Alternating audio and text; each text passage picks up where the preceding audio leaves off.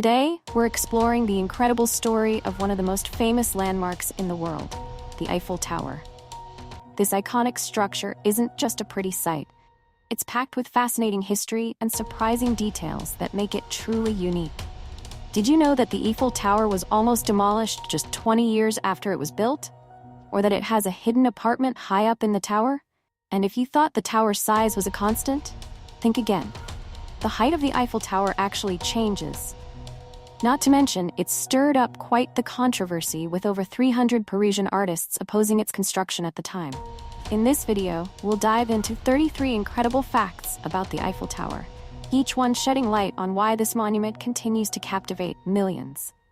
Let's get started.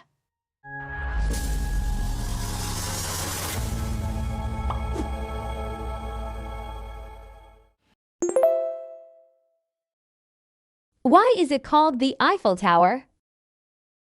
The Eiffel Tower is named after Gustave Eiffel, the engineer who led its construction and contributed significantly to its funding.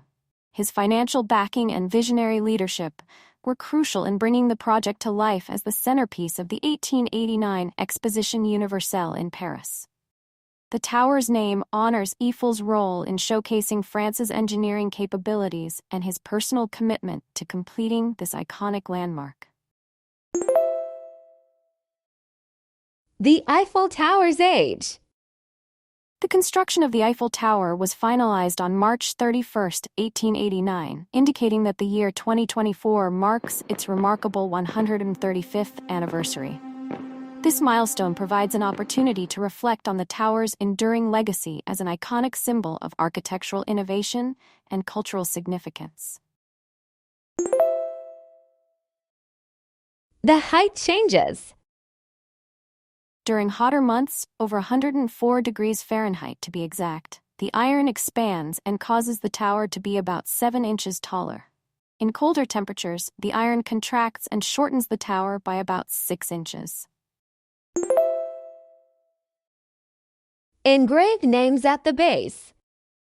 There are 72 names engraved on the base of the Eiffel Tower. Once covered up, they have since been restored to their golden glory. These engravings pay homage to the mathematicians, scholars, and scientists who are attributed to the tower's successful construction. Number of deaths its construction caused. The construction of the Eiffel Tower involved 300 on-site employees. Thanks to Eiffel's safety precautions and the use of movable gangways, guardrails, and screens, only one person died. Thomas Edison's visit. Eiffel invited Edison to his private apartment at the top of the tower, where Edison presented him with one of his phonographs, a new invention, and one of the many highlights of the exposition. Edison signed the guest book with this message: "To Monsieur Eiffel the engineer, the brave builder of so gigantic an original specimen of modern engineering, from one who has the greatest respect and admiration for all engineers, including the great engineer the bon Dieu, Thomas Edison." It was supposed to be demolished. 20 years after its assembly, the tower was supposed to be torn down. It was only supposed to be a display of the industrial mastery of France during the World Fair. In order to keep this landmark a part of living history, a radio antenna was placed at the very top. Deemed too important to destroy by city officials, the now radio transmission tower was saved from demolition. It can only be painted by hand. Still today, the painters use the traditional methods employed in Gustave Eiffel's time. The tower is only painted by hand. Distance work is not allowed, and all the painters must use a handheld paintbrush. The hidden apartment. During construction, architect Gustave Eiffel secretly included a private apartment within his namesake tower. Sitting at 1,000 feet and overlooking Parc du Champ de Mars, this address is quite possibly one of the most interesting in the world. It was once the tallest man-made structure. At the time of its grand opening in 1889, the Eiffel Tower became the tallest building in the world, standing proudly over Paris at 1,024 feet and overtaking the Washington Monument's record of 554 feet. 4 decades later, however, New York City's Chrysler Building emerged at 1,046 feet, holding the new record. Hitler ordered its destruction. On the 23rd of August 1944, Hitler ordered General Dietrich von Choltitz to destroy the city by cable. Paris must not pass into the enemy's hands except as a field of ruins, after which explosives were laid at various bridges and monuments, including the Eiffel Tower. With the arrival of Allied troops on the edge of the city at dawn the next day, on the 24th, Choltitz made the decision not to destroy the city, and on the 25th of August, surrendered the German garrison, not to the Supreme Allied Command, but rather to representatives of the Provisional Government, the Free French. Because Hitler's directive was not carried out, Choltitz is often seen as the savior of Paris. 300 protesters. On Valentine's Day in 1887, the Le Temps newspaper included the vehement opposition of over 300 Parisian artists to the Eiffel Tower. The proclamation stated, "We, writers, painters, sculptors, architects, passionate lovers of the beauty, until now intact, of Paris, hereby protest with all our might, with all our indignation, in the name of French taste gone unrecognized, in the name of French art and history under threat, against the construction, in the very heart of our capital, of the useless and monstrous Eiffel Tower." Heartily supported by the authorities, Eiffel was able to continue construction on the tower. The controversy died out on its own in the presence of the completed masterpiece and in light of its enormous popular success. Number of visitors it can hold simultaneously. The platform on the first section can hold 3,000 people at the same time. The second platform can hold 1,600, and the third can hold no more than 400 on its 2 levels that are linked by a staircase. So totally, the tower can hold up to 5,000 people at one time. Gustave Eiffel didn't actually design it. Gustave Eiffel is named the architect of this monument, but this was done so because he funded a large portion of the project and eventually purchased the patent rights. 2 senior engineers that worked for Eiffel's company are the ones who actually designed it. The engineers Maurice Coughlin and Émile Nouguier worked with French architect Stephen Sauvestre to make the structure more aesthetically pleasing. 1,665 steps of the tower. While the tower has a total of 1,665 steps from the ground to the top, you can only climb 674 of them, from the ground to the second floor, 327, then 347 steps. You cannot take the stairs all the way to the top from the second floor, as this section is not open to the public for safety reasons. Copyright rules. The iron structure glimmers after sunset due to the 20,000 light bulbs that illuminate it. However, it's important to note that the light display is considered a work of art protected by copyright. While taking and sharing photos of the Eiffel Tower for personal use is acceptable, using them for commercial purposes is not permitted. Time required to build. How long do you think it took to finish this enormous structure? 5 years? 10 years? In reality, it was completed in a much shorter time frame considering the effort involved in constructing the Eiffel Tower. It took 2 years, 2 months, and 5 days to finish the tower. It was finished on the 31st of March, 1889.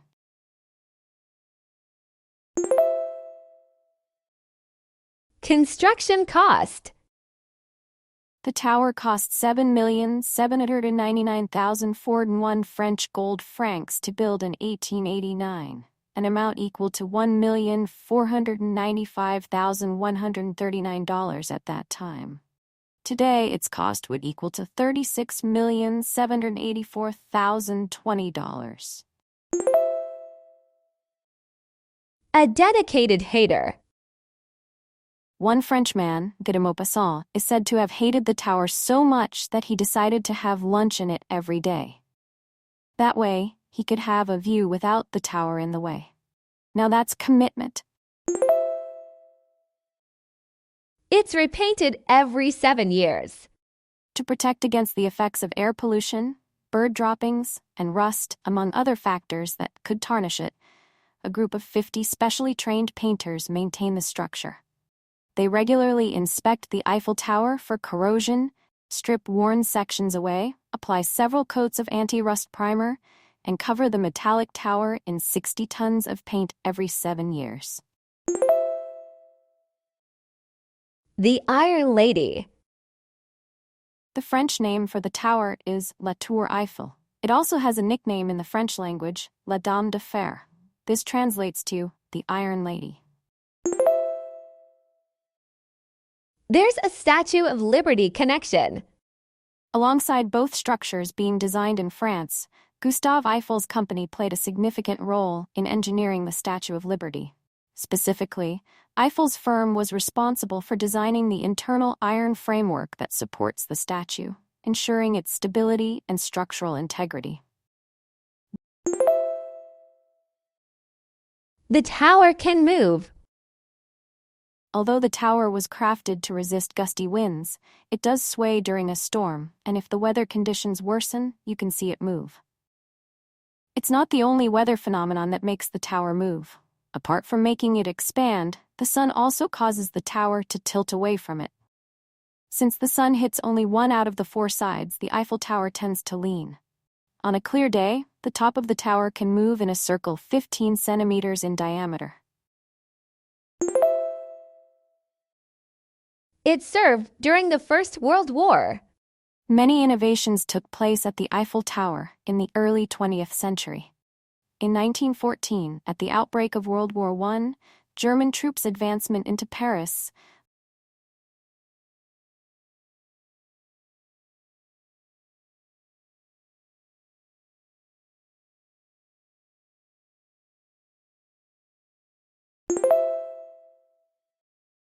The Married Tower.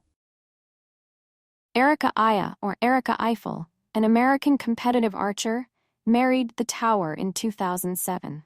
She encountered the tower for the first time in 2004 and claims that she felt an instant attraction. Medical experts have classified this attraction as a form of paraphilia, a disorder in which people establish strong attachments to inanimate items. It's painted in a variety of colors. Constructed using puddle iron, the tower has been given several coats of paint to protect it from oxidation. Over the years, the tower has taken on various shades, from Venetian red to shades of yellow-orange. In 1968, the tower took on the shade that has come to be known as Eiffel Tower brown. The color of the tower is made of 3 brown shades, the darkest at the top and the lightest at the bottom. The shade is meant to hide air haze and give the structure a uniform appearance from top to bottom.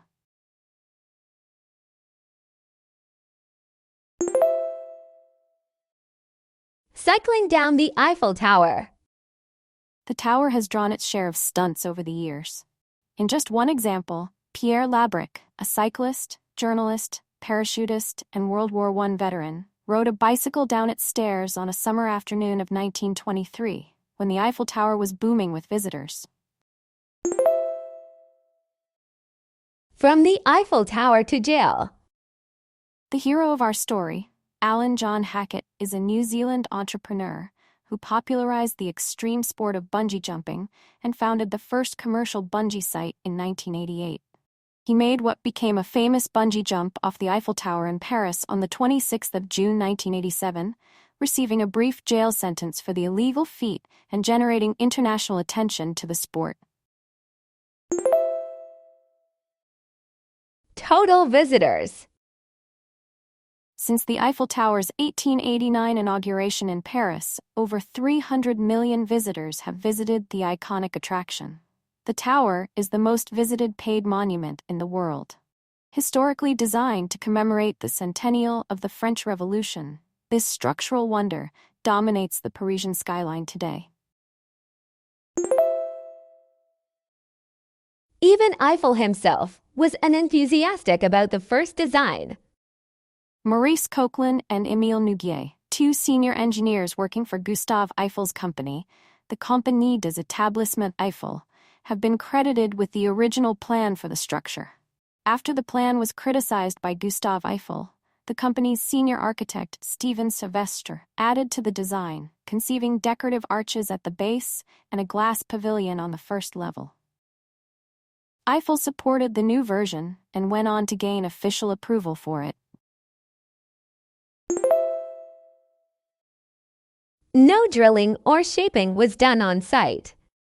The finished components, some already riveted together into subassemblies, arrived on horse-drawn carts from a factory in the nearby Parisian suburb of Levallois-Perret and were first bolted together, with the bolts being replaced with rivets as construction progressed. No drilling or shaping took place on site.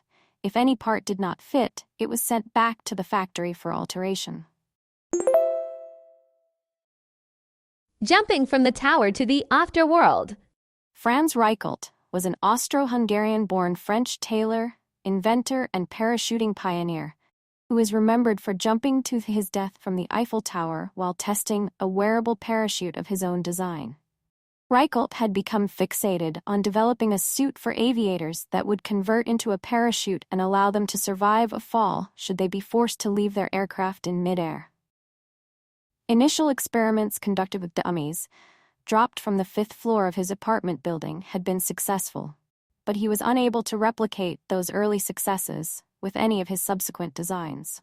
Believing that a suitably high test platform would prove his invention's efficacy, Reichelt repeatedly petitioned the Parisian Prefecture of Police for permission to conduct a test from the Eiffel Tower.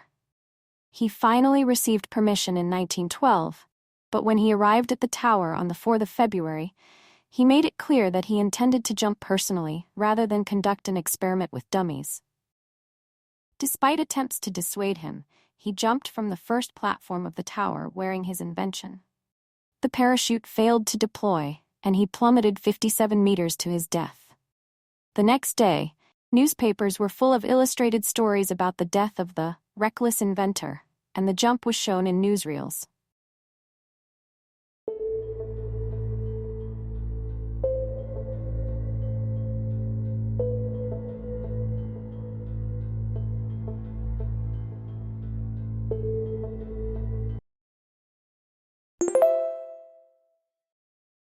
The tallest structure in Paris. Standing at 1,083 feet, the Eiffel Tower is approximately the same height as an 81-story building and holds the title of the tallest structure in Paris. Thanks for watching. If you enjoyed learning about these 33 amazing facts about the Eiffel Tower, don't forget to give this video a thumbs up and subscribe for more exciting content. I'd love to hear from you. Which fact surprised you the most? Leave a comment below and let's discuss. Hit the notification bell so you never miss an update, and remember to check out our other videos for more architectural wonders.